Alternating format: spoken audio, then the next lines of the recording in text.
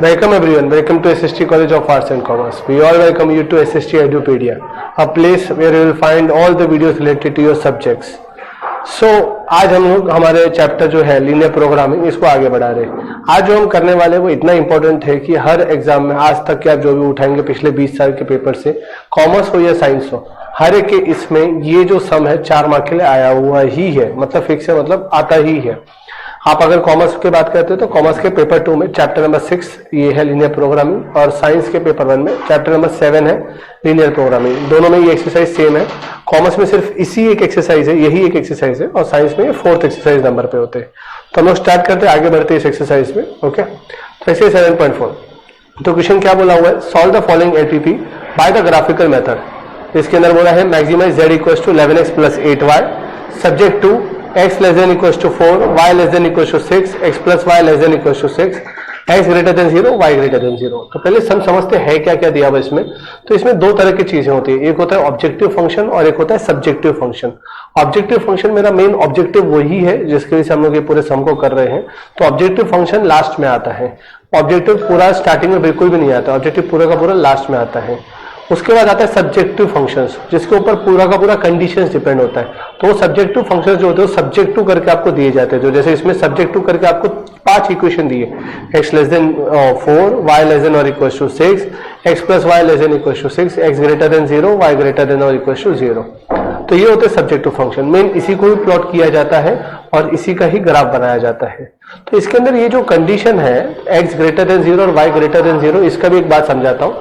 x greater than 0 या equal to 0 मतलब होता है कि x 0 या 0 से बड़ा है। It means that x is always greater than 0, मतलब x इज ऑलवेज पॉजिटिव। तो व्हेन x इज पॉजिटिव तो ये होता है आप लोगों का पॉजिटिव एक्स एक्सिस में ही। y ग्रेटर देन 0 मतलब y इज अगेन ऑल्सो 0 से बड़ा है, मतलब y इज ग्रेटर देन 0 मतलब y इज पॉजिटिव। तो जब y पॉजिटिव है x भी पॉजिटिव है, ऐसा कौन से क्वाड्रेंट में होता है जहां पे x भी पॉजिटिव y भी पॉजिटिव? तो ये होता है सिर्फ और सिर्फ फर्स्ट क्वाड्रेंट में। तो ये कंडीशन मेंशन करके सम में आपको बताया गया है कि आपको जो भी एरिया मार्क करनी है वो सिर्फ और सिर्फ फर्स्ट क्वाड्रेंट में मार्क होगी और कहीं पे मार्क नहीं होगी। You will just mark the area in the first quadrant only, neither second, neither third, neither fourth. मैं जो बात कर रहा हूँ एरिया की बात कर रहा हूँ। लाइन किधर भी जा सकती है, पॉइंट्स किधर भी जा सकते हैं। मैं जो हम लोग शेडिंग करते हैं वो सिर्फ और सिर्फ फर्स्ट कोऑर्डिनेट में ही होगी, बिकॉज यहाँ पे कंडीशन x ग्रेटर देन 0 और y ग्रेटर देन 0 मेंशन्ड है। अगर ये कंडीशन मेंशन नहीं होती तो आप अपनी एरिया को कहीं पे भी बनाते तो कोई प्रॉब्लम नहीं होता, पर यहाँ पे कंडीशन मेंशन्ड है तो आपको एरिया को सिर्फ और सिर्फ फर्स्ट क्वाड्रेंट में बनाना है। तो आइए, तो x greater than 0 y greater than 0 plot नहीं होता, ये कंडीशन होती है बताने के लिए कि आपकी एरिया फर्स्ट क्वाड्रेंट में। तो जो प्लॉट होता है वो हमारी 3 लाइन्स हो जाएंगी, ए बी सी डी और E D, that is x less than equal to 4, y less than 6 and x plus y equal to 6। तो इनको प्लॉट करना है तो लाइंस बनानी पड़ेगी, इसके लिए इक्वल टू दे दिया यहाँ पे। तो हमारी टेबल बनती है कि एक लाइन है x इक्वल टू 4, इसको प्लॉट करने के लिए ये x एक्सिस पे ही होगी सिर्फ। तो पॉइंट मिलता है 4,0, y इक्वल टू 6, ये d पॉइंट होता है, ये कहाँ पे मिलता है हमें y एक्सिस पे। तो d हो जाता है 0,6 और x plus y equal to 6 आपको मैंने पढ़ाया था जब भी। तो ये आती है इंक्लाइन लाइन, यहाँ पे x और y दोनों मौजूद होता है। तो यहाँ पे आप पहले करोगे पुट y इक्वल टू 0 तो आपको x का वैल्यू मिलता है 6, तो on x axis it is 6,0। और वही अगर आप करोगे पुट x इक्वल टू 0 तो आपको y का वैल्यू मिलता है 6, तो देयरफॉर दिस इज 0,6, यानी the point is on y axis. उसके बाद हमने शॉर्टकट पता था, अगर लेस देन का साइन होगा तो मतलब ओरिजिन, ग्रेटर देन का साइन होगा मतलब नॉन ओरिजिन। तो यहाँ पे तीनों के तीनों अगर आप देखोगे तो लेस देन है, मतलब सब ओरिजिन साइड पे ही आते। तो इसके लिखा origin side, origin side, origin side. Hopefully आपको ये टेबल अच्छे से बनाना समझी होगी। ये टेबल के ऊपर 1 मार्क है, 4 मार्क में से 1 mark carries is this table.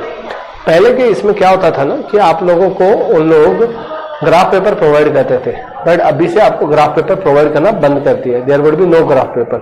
तो अभी हम लोग इन्हीं को प्लॉट करेंगे हमारे डायग्राम में।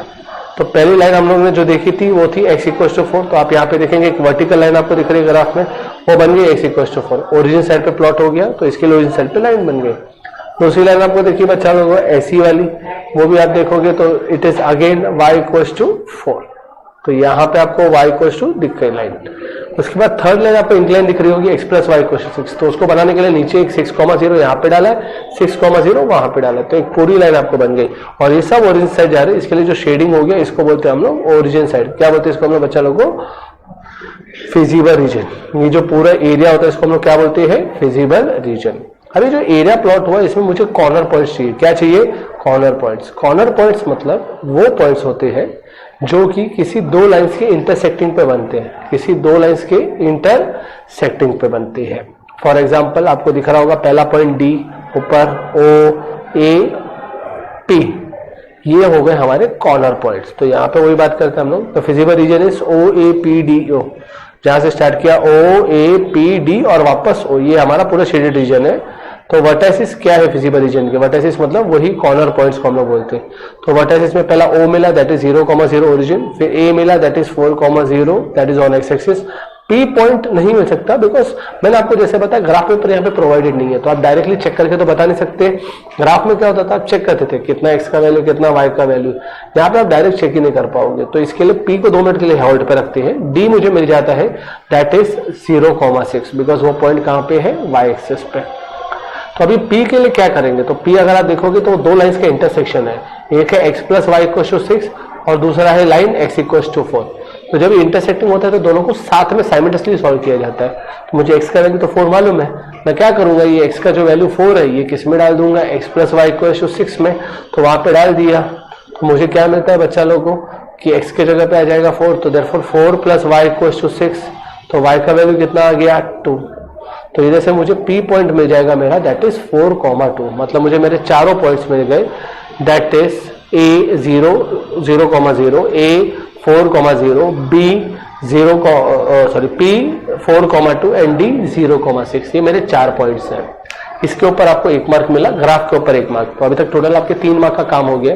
First mark was for the table, second mark is for your graph, third mark graph में अगर आप देखेंगे तो स्केल लिखना कंपलसरी है, ऑन एक्सिस और ऑन वाई एक्सिस कितना सेंटीमीटर कितना यूनिट होता है। आफ्टर दैट नेक्स्ट आता है आप लोगों का यहाँ पे जो हम लोगों ने ये पॉइंट्स निकाले, इसके ऊपर 1 मार्क। अब भी आपका ऑब्जेक्टिव फंक्शन आता है जो पहले आपने छोड़ा था, वो यहाँ पे आपको भी काम आता है। तो ऑब्जेक्टिव फंक्शन हमारा क्या था बच्चा लोगों, z equals to 11x plus 8y।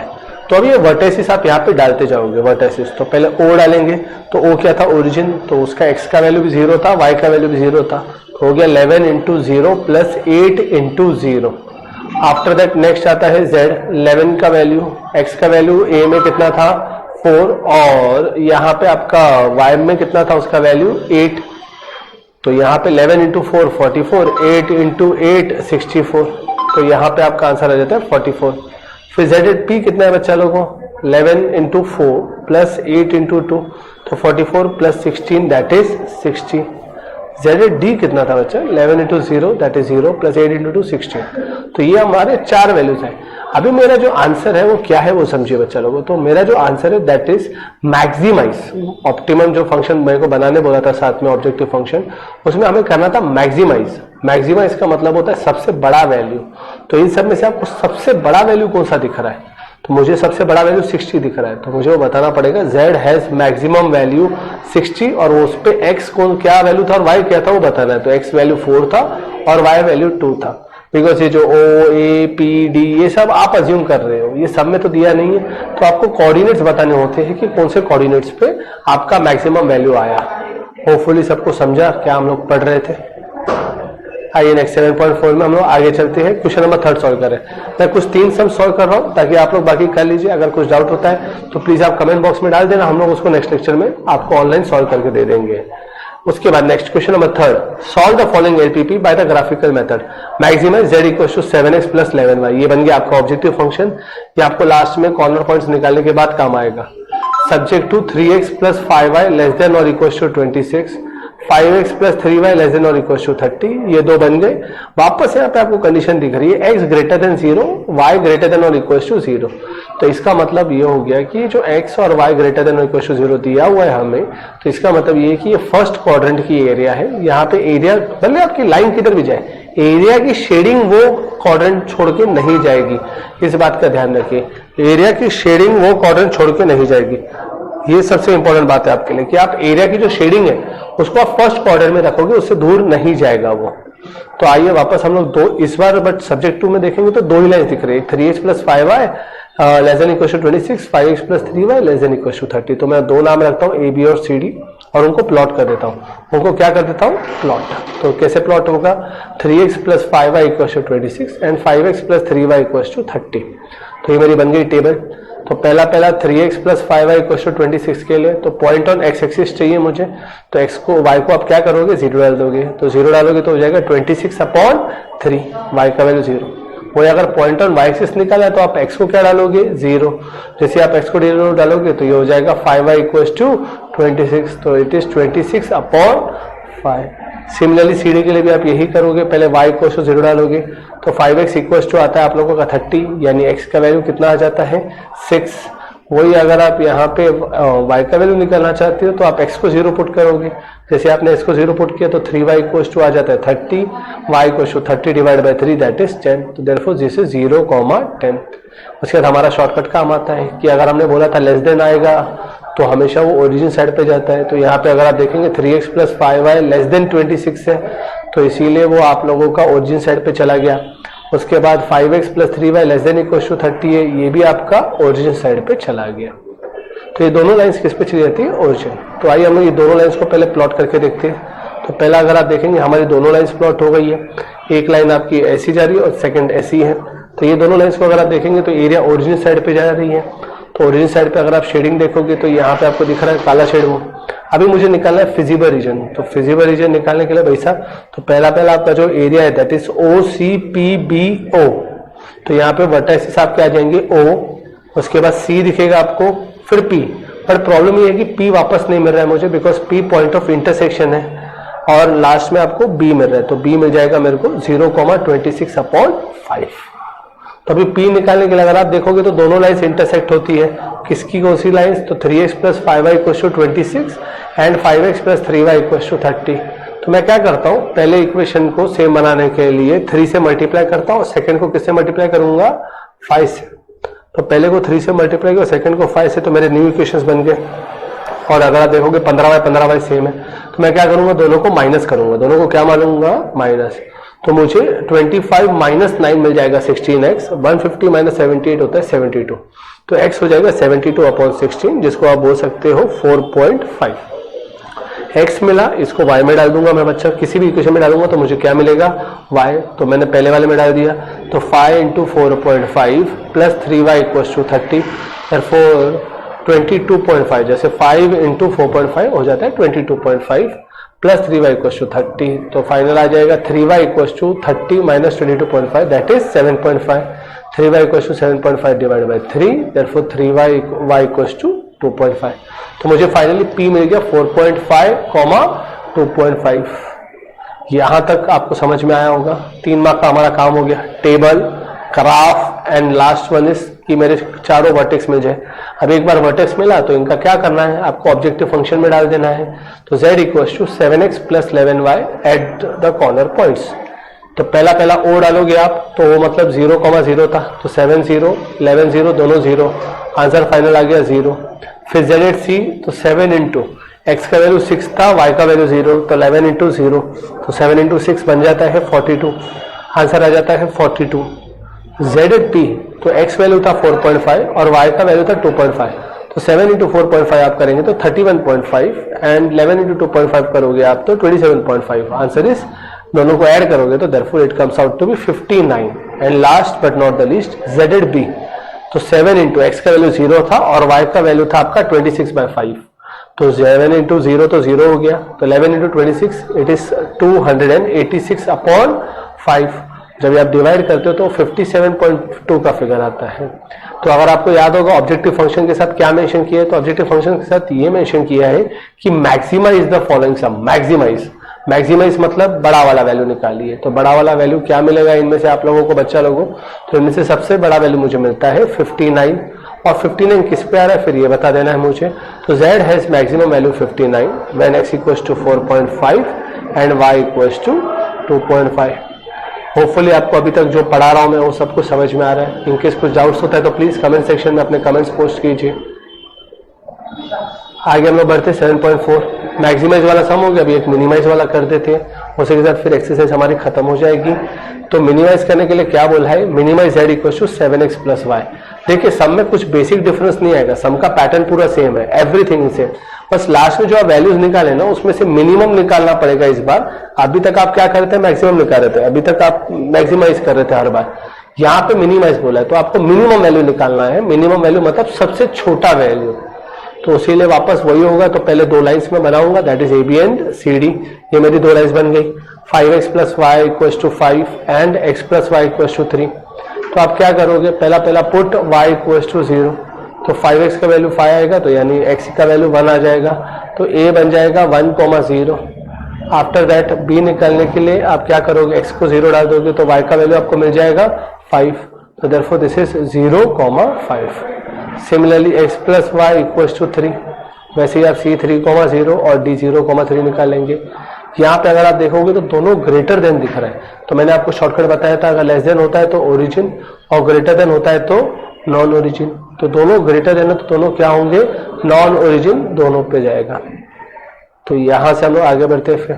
तो ये मेरा ग्राफ बन गया, जहां पे देखिए हमारे दो लाइंस थी, एक 1,0 से स्टार्ट और 0,5 से, यहाँ पे बन गई दोनों, और दोनों नॉन ओरिजिन साइड जा रही है। तो इसके लिए आप एरिया की शेडिंग रखोगे तो दोनों ऊपर वाले साइड पे दिखेंगे आपको, अंदर नहीं आएंगे। इस बार ओरिजिन होता तो अंदर वाला ट्राइंगल आता, ये ऊपर। ये एरियाज को बोलते हैं अनबाउंडेड एरियाज। इन एरियाज को क्या बोला जाता है, अनबाउंडेड एरियाज, बिकॉज इनकी सीमा तय नहीं है, ये अनबाउंडेड है। इससे पहले वाले आपने जो भी सम किए थे वो सारे के सारे बाउंडेड होते थे, ये अनबाउंडेड है।